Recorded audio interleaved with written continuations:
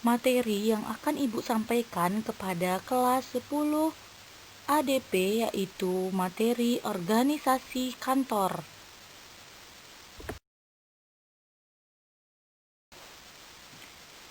Pengertian organisasi perkantoran. Istilah organisasi berasal dari bahasa Yunani yaitu organon atau dalam bahasa Latin organium yang berarti alat, bagian, dan anggota badan.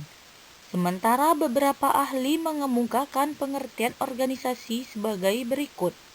Sondang P. Siagian, organisasi adalah setiap bentuk persekutuan antara dua orang atau lebih yang bekerja sama untuk mencapai suatu tujuan bersama dan terkait secara formal dalam suatu ikatan hierarki yang selalu terdapat hubungan antara seseorang atau sekelompok orang yang disebut pimpinan dan seorang atau sekelompok orang yang disebut bawahan.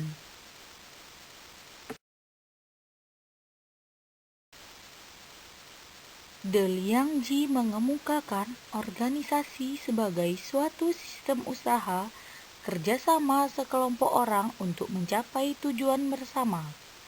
Berdasarkan pengertian dari para ahli mengenai organisasi, dapat ditarik suatu kesimpulan bahwa pengertian organisasi perkantoran adalah rangka dalam tempat sekelompok orang bekerja sama atau melangsungkan tindakannya.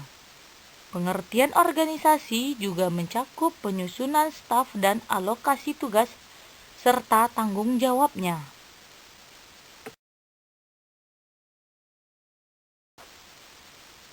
Masuk kepada prinsip organisasi kantor. Menurut ahli, ada 8 prinsip organisasi perkantoran yang esensial meliputi: yang pertama, prinsip tujuan. Tujuan organisasi perkantoran atau sekelompok fungsi dalam organisasi perkantoran harus dirumuskan dan dimengerti oleh setiap anggota organisasi. Tujuan dimengerti akan merubah menjadi motivasi untuk mencapainya. Yang kedua, prinsip kesatuan fungsi.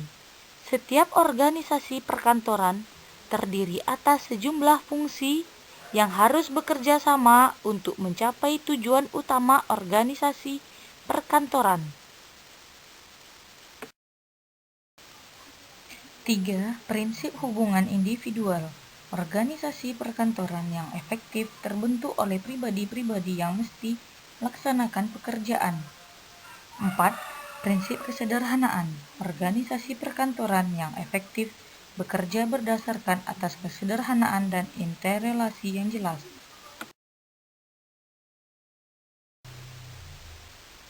5. Prinsip wewenang sepadan dengan tanggung jawab. Setiap orang dalam organisasi perkantoran mesti diberi wewenang yang sesuai dengan tugas tanggung jawabnya, sehingga ia dapat bertanggung jawab atas pelaksanaan tugasnya tersebut.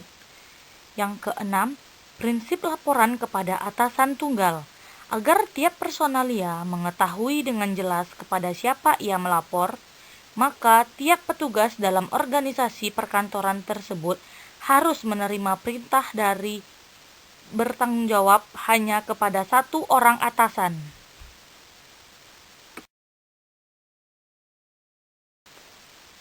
7. Prinsip pengawasan dan kepemimpinan. Kepemimpinan dan pengawasan yang efektif meski ditegaskan sehingga tujuan organisasi perkantoran itu dapat tercapai. Pengawasan yang efektif akan mencegah perubahan arah dalam mencapai tujuan. Yang kedelapan, prinsip jangkauan pengawasan. Agar pengawasan dan kepemimpinan dalam organisasi perkantoran efektif, jangkauan pengawasan di bawah pengawasan langsung dari seorang manajer atau seorang pengawas sebaiknya dibatasi. Semakin jauh pengawasan manajer kantor, semakin besar kemungkinan menurunnya pertambahan kemampuan pengawasan.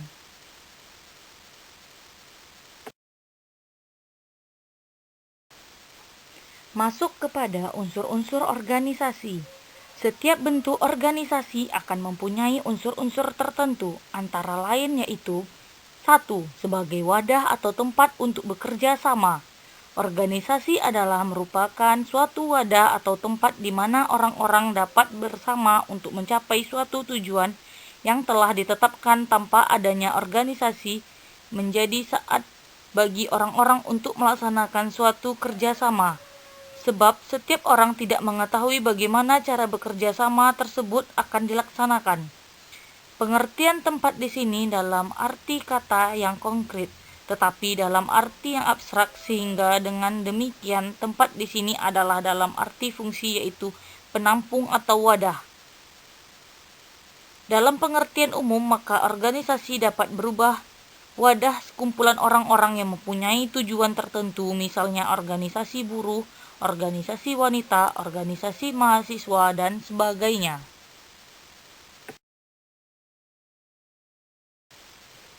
Yang kedua, proses kerjasama sedikitnya antar dua orang. Suatu organisasi selain merupakan tempat kerjasama juga merupakan proses kerjasama sedikitnya antar dua orang. Dalam praktek, jika kerjasama tersebut dilakukan dengan banyak orang, maka organisasi itu disusun harus lebih sempurna. Dengan kata lain, proses kerjasama dilakukan dalam suatu organisasi mempunyai kemungkinan untuk dilaksanakan dengan lebih baik. Hal ini berarti tanpa suatu organisasi, maka proses kerjasama itu hanya bersifat sementara, di mana hubungan antar kerjasama antar pihak bersangkutan kurang dapat diatur dengan sebaik-baiknya. Yang ketiga, jelas tugas kedudukannya masing-masing. Dengan adanya organisasi, maka tugas dan kedudukan masing-masing orang atau pihak hubungan satu dengan yang lain akan dapat lebih jelas. Dengan demikian, kesimpulan double pekerjaan dan sebagainya akan dapat dihindarkan. Dengan kata lain, tanpa orang yang baik, mereka akan bingung tentang apa tugas-tugasnya dan bagaimana hubungan antara yang satu dengan yang lainnya. 4. Ada tujuan tertentu. Betapa pentingnya kemampuan pengorganisasi bagi seorang manajer. Suatu perencana yang kurang baik, tetapi organisasinya baik, akan cenderung lebih baik hasilnya daripada perencanaan yang baik tetapi organisasi tidak baik. Selain itu, dengan cara mengorganisasi secara baik akan mendapat keuntungan antara lain. Pelaksanaan tugas pekerjaan mempunyai kemungkinan dapat dilaksanakan dengan efisien dan efektif. Secara ringkas, unsur-unsur organisasi yang paling mendasar adalah harus ada wadah atau tempat untuk bekerja sama, harus ada orang-orang yang bekerja sama, kedudukan dan tugas masing-masing orang harus jelas, harus ada tujuan bersama yang mau dicapai.